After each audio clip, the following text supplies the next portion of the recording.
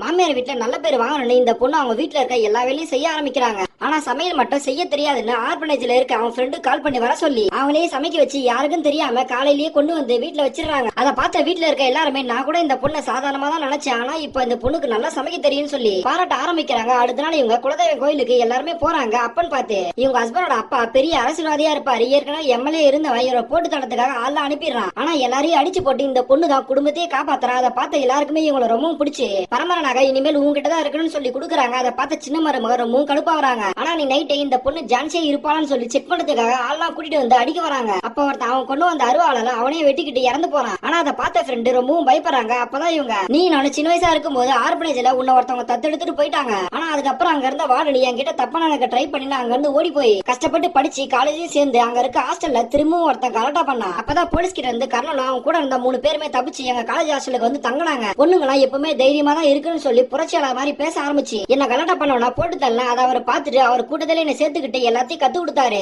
ஆனா கொஞ்ச நாள் கழிச்சுதான் அவனே ஒரு ஃப்ராடுன்னு தெரிய வந்துச்சு. போலீஸ் கிட்ட மாட்டி விட்டு அங்க இருந்து நான் கிளம்பி வந்துட்டேன். அவன் தான் இப்போ ஆளுங்களை அனுப்பி விட்டு நான் சந்தோஷமா இருக்க வாழ்க்கையை கெடுக்க பாக்குறான்னு சொல்லிட்டு சொல்லும் போது இந்த பொண்ணுமே அதை கேட்டுட்டு ரொம்பவும் ஃபீல் பண்றாங்க. ஆனா இந்த ஆளுங்க செத்த விஷயம் கர்ணனுக்கு தெரிஞ்சு ஜெயில இருந்து தப்பிச்சு வந்து இந்த பொண்ணு மீட் பண்ணி என் கூட வந்துரு, அப்படி இல்ல நான் இந்த குடும்பத்தையே நான் அழிச்சிருவேன்னு சொல்லிட்டு மிரட்டுறாசோ. இந்த பொண்ணும் நம்மளால நம்ம குடும்பத்துக்கு எதுவுமே ஆகக்கூடாதுன்னு சொல்லி எல்லா உண்மையுமே அவங்க ஹஸ்பண்ட் கிட்ட சொல்லிடுறாங்க. ஆனா அவங்க குடும்பத்துக்கிட்டயுமே எல்லா உண்மையும் சொல்லிடுறாங்க. அதை கேட்ட எல்லாருமே டென்ஷன் ஆகிறாங்க. ஆனா ஹீரோட அப்பா நானும் அரசியல தான் இருக்கேன், இது மாதிரி ஆபத்தெல்லாம் எனக்கும் வந்திருக்கு, சோ இந்த பொண்ணு நம்ம தான் காப்பாத்தணும்னு சொல்லி குடும்பத்தை ஒண்ணு சேர்த்து இந்த பொண்ணுக்கு ஆதரவா நிக்கிறாங்க. அன்னைக்கு நைட்டு கண்ண ஆளுங்க எல்லாம் கூட்டிட்டு வந்துடுறான். ஆனா இவங்க எல்லாரும் சேர்ந்து அடிக்க ஆரம்பிச்சு அதுல 2 பேருக்கு அடிபட்டுருது. அதை பார்த்ததுமே இனிமேல் யாருக்குமே எதுவுமே ஆகக்கூடாதுன்னு சொல்லி அவங்களை வெளியே தள்ளி தனியால நின்னு கண்ண அவங்க ஆளுங்கன்னு சொல்லி எல்லாரையும் போட்டு தள்ளி கடைசியில அவங்க நினைச்சது மாதிரி ஒரு குடும்பம் ரொம்ப சந்தோஷமா வாழ ஆரம்பிக்கிறாங்க.